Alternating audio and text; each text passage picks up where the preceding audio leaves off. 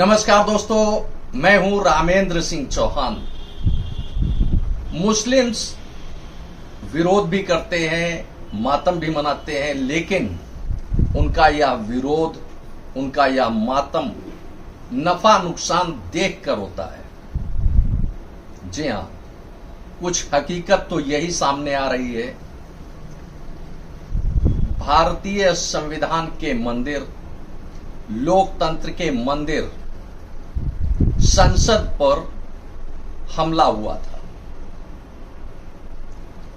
इस हमले का जिम्मेदार ठहराया गया अफजल गुरु व उसके साथियों।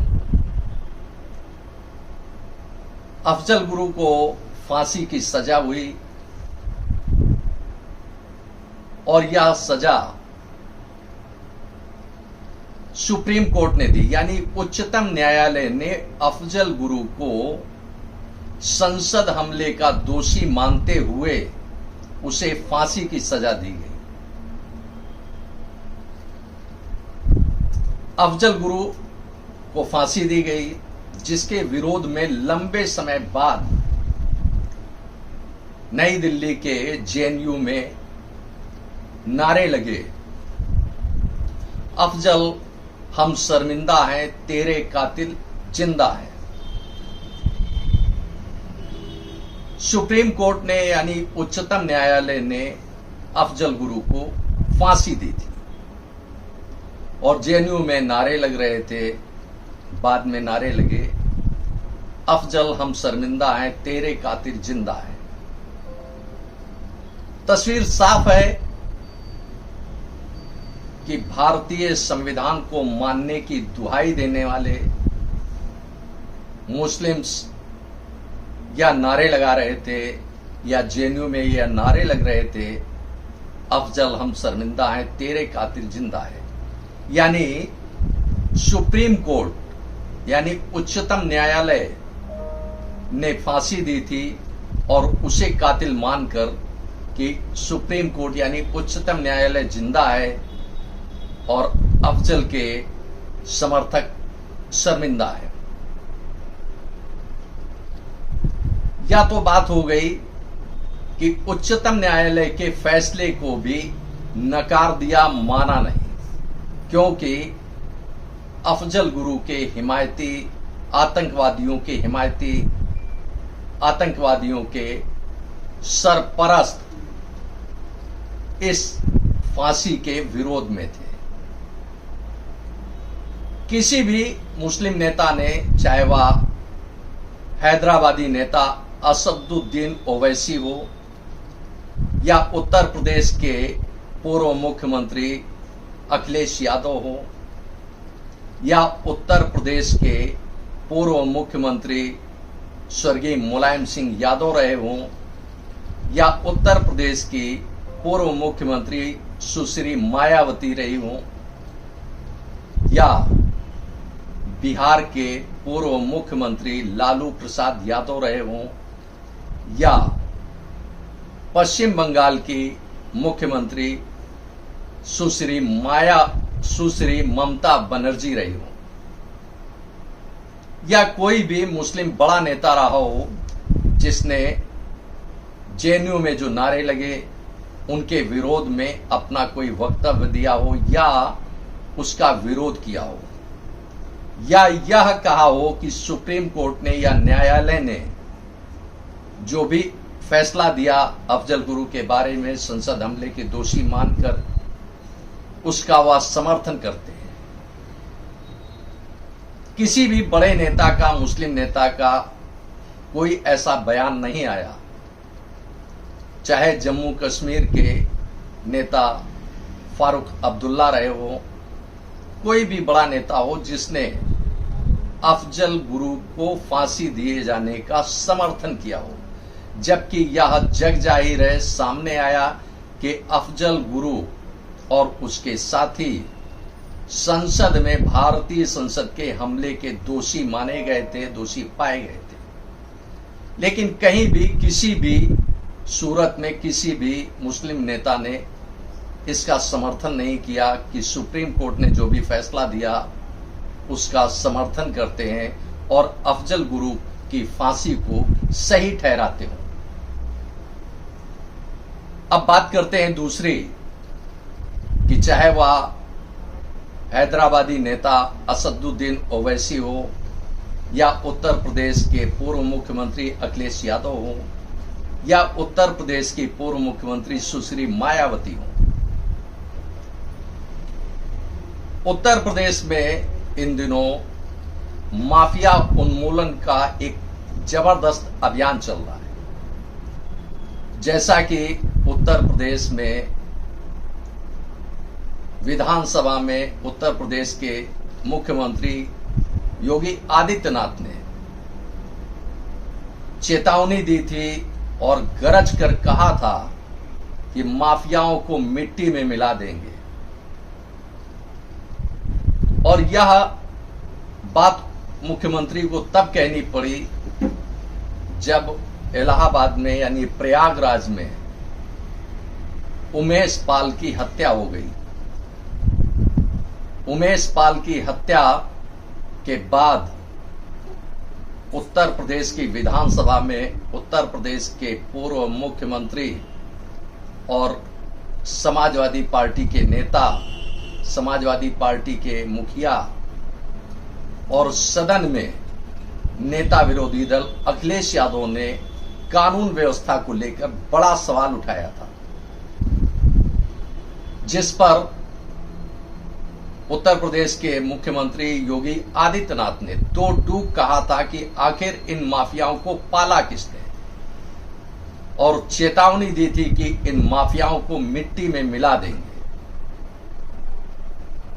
एक तरफ तो या दुहाई देते हैं मुस्लिम नेता, चाहे वह हैदराबादी नेता हो असदुद्दीन ओवैसी या उत्तर प्रदेश के पूर्व मुख्यमंत्री अखिलेश यादव हो या मायावती हो, या संवैधानिक दुहाई देते हैं, संविधान की दुहाई देते हैं और कहते हैं कि न्यायालय, अगर सरकार को ही सारे फैसले लेने हैं तो न्यायालय, चाहे वह हाई कोर्ट हो, सुप्रीम कोर्ट हो या लोअर कोर्ट हो, सेशन हो, इनको बंद कर देना चाहिए।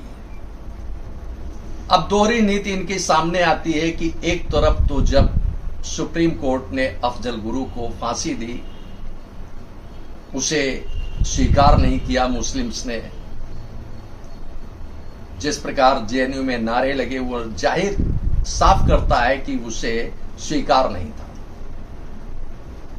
अब उत्तर प्रदेश में अगर माफियाओं के खिलाफ कोई मुहिम चल रही है तो पेट में दर्द हो रहा है, समर्थन करने की बजाय कुख्यात माफियाओं के समर्थन में वह उतर आए, चाहे हैदराबादी नेता हो या अखिलेश यादव हो या मायावती हो। इनका कहना है कि संविधान किस लिए है, न्यायालय किस लिए है, तो जब न्यायालय ने अफजल गुरु को फांसी दी तो समर्थन क्यों नहीं किया कि न्यायालय ने यानी सुप्रीम कोर्ट ने जो भी फैसला दिया उसका समर्थन करते हैं। लेकिन अब जब सरकार कोई कड़े कदम उठा रही है तब संवैधानिक पीठ याद आती है, उच्चतम न्यायालय याद आता है, हाई कोर्ट याद आता है। तो आखिर मुस्लिम्स का यह चेहरा कई बार बेनकाब होता है कि वह नफा नुकसान देखकर मातम मनाते हैं, विरोध करते हैं। चाहे मुख्तार अंसारी की बात हो, उत्तर प्रदेश के माफिया मुख्तार अंसारी की बात हो, या माफिया अतीक अहमद और उसके भाई अशरफ की बात हो। हालांकि अतीक अहमद और अशरफ मारे गए, लेकिन अतीक अहमद की पत्नी शाइस्ता बेगम, शाइस्ता परवीन और अशरफ की पत्नी मुख्तार अंसारी की पत्नी सभी फरार हैं। अगर संविधान की और कानून की, न्यायालय की दुहाई देते हैं तो आखिर समर्थन करना चाहिए। अगर दुहाई देते हैं तो न्यायपालिका पर भरोसा है अगर उनको, तो न्यायालय में समर्पण क्यों नहीं करते हैं। शाइस्ता परवीन को पुलिस लंबे समय से छान रही है कि कहां है वह। उत्तर प्रदेश उसने पूरा छान डाला, लेकिन उसे कहीं शाइस्ता परवीन नहीं मिली। अभी तक तो गिरफ्तार नहीं हुई, ना उसने न्यायालय में आत्मसमर्पण किया। कमोबेश यही हाल मुख्तार अंसारी की पत्नी का है। तो अब सवाल उठता है कि जब इधर आप बात करते हैं उत्तर प्रदेश में जो हो रहा है, माफियाओं के खिलाफ अभियान चल रहा है, तो कानून याद आता है। और कानून जब अफजल गुरु को फांसी देता है, उस समय कानून के खिलाफ खड़े होते हैं। तो जग जाहिर है, साफ है कि आपका यानी मुस्लिम्स का जो विरोध होता है, चाहे वह हैदराबादी नेता हो असदुद्दीन ओवैसी या अन्य नेता हो, चाहे वो समाजवादी पार्टी के मुखिया अखिलेश यादव हो या बहुजन समाज पार्टी की मुखिया सुश्री मायावती हो, वोट बैंक देखकर मातम मनाना और विरोध करना, यही शायद अब इनकी राजनीति रह गई है। बात इतनी ही नहीं है, बात यहीं खत्म नहीं होती है। मुस्लिम विरोधी होने का एक टैग लगा दिया उत्तर प्रदेश सरकार पर। विरोधी दल हमेशा, और खास तौर से जब उत्तर प्रदेश में कोई बड़ी घटना होती है, तो उत्तर प्रदेश सरकार पर एक हमला होता है, एक टैग लगा दिया जाता है कि यह मुस्लिम विरोधी है। लेकिन उत्तर प्रदेश के मुखिया मुख्यमंत्री योगी आदित्यनाथ ने एक दांव चला ऐसा जिससे विपक्ष चारों खाने चित्त नजर आ रहा है, उसका सारा विरोध धुआं धुआं दिख रहा है। उत्तर प्रदेश सरकार ने, उत्तर प्रदेश की पुलिस ने यूपी के मोस्ट वांटेड क्रिमिनल्स की एक सूची जारी की है। इस सूची में मुख्तार अंसारी का भी नाम है। इस सूची में बहुत सारे नाम हैं, जिसमें हिंदू भी हैं, हिंदुओं में ब्राह्मण भी हैं, पिछड़े भी हैं, बनिया भी हैं, ठाकुर भी हैं, सभी वर्ग हैं इसमें। तो अब इसके बाद यह कहना बड़ा मुश्किल होगा विपक्ष के लिए। हालांकि विपक्ष का आरोप लगाना लाजमी है कि उसे राजनीति करनी है, और उसका विरोध सिर्फ इसलिए दिखता है क्योंकि उसको विरोध करना है सरकार का। उत्तर प्रदेश सरकार ने यानी मुख्यमंत्री योगी आदित्यनाथ ने जो दांव चला, जो फहरिस्त जारी कर दी अपराधियों की, मोस्ट वांटेड क्रिमिनल्स की जो सूची जारी की है, उसमें पूरे प्रदेश के क्रिमिनल्स हैं। उसमें पूर्वांचल भी है, पश्चिमी उत्तर प्रदेश भी है, मध्य उत्तर प्रदेश भी है। उसमें शायद ही कहीं कोई क्षेत्र छूटा हो जहां अपराध का बड़ा माफिया सामने ना आया हो। कानपुर जोन हो, या लखनऊ जोन हो, मेरठ जोन हो या वाराणसी जोन हो, सभी जगह के नाम सामने रखे। और खास यह है कि जो इनामी माफिया हैं, इनामी अपराधी हैं, 50,000 से लेकर 5 लाख रुपए तक के इनामी अपराधी माफिया की एक सूची जारी की गई है, जिसमें करीब करीब 2.5 दर्जन नाम सामने आ रहे हैं। इस आशय की एक खबर जनपथ-times.com में अभी हाल में प्रकाशित हुई है। डिस्क्रिप्शन बॉक्स में इसका लिंक है, आप इस खबर को पढ़ सकते हैं, देख सकते हैं और महसूस कर सकते हैं कि उत्तर प्रदेश में माफियाओं के खिलाफ जो जंग चल रही है, उसमें समाज के का शायद कोई ऐसा वर्ग छूटा हो, ऐसी जाति छूटी हो जिससे माफिया सामने ना आया हो। तो इसलिए मुस्लिम नेताओं का, या चाहे वह अखिलेश यादव हो, मायावती हो या हैदराबादी नेता असदुद्दीन ओवैसी हो, उनका यह आरोप निराधार साबित होता है इससे कि उत्तर प्रदेश सरकार मुस्लिम्स को ही निशाना बना रही है। क्योंकि जिस तरह से अपराधियों की सूची, मोस्ट वांटेड क्रिमिनल्स की जो सूची सामने आई है, उसमें ब्राह्मण भी है, बनिया भी है, सभी जाति के लोग हैं, चाहे उसमें पिछड़ा हो, दलित हो, सभी है उसमें। तो अब यह कहना बड़ा मुश्किल होगा कि उत्तर प्रदेश की सरकार मुस्लिम्स को ही निशाने पर ले रही है। इसके पहले विकास दुबे का एनकाउंटर हुआ था। विकास दुबे ब्राह्मण था, लाजमी है ब्राह्मण वर्ग ने भी अपनी बात रखी कि ब्राह्मण विरोधी सरकार काम कर रही है। लेकिन अब जब मुस्लिम्स के खिलाफ यह अभियान दिख रहा है, मुस्लिम माफिया अपराधी मारे गए या उनके खिलाफ सरकार बड़ा एक्शन ले रही है, तो लाजमी है कि ब्राह्मण के बाद अब मुस्लिम भी अपनी आवाज उठा रहा है कि उसके साथ अत्याचार, अनाचार हो रहा है। अब यह दोहरी नीति दिखती है कि एक तरफ अफजल के मामले में सरकार का और उच्चतम न्यायालय का समर्थन न करके अफजल यानी आतंकवादी का समर्थन दिखा जेएनयू में कि अफजल हम शर्मिंदा हैं, तेरे कातिल जिंदा हैं। वहीं दूसरी तरफ उत्तर प्रदेश में जब माफियाओं के खिलाफ जंग चल रही है,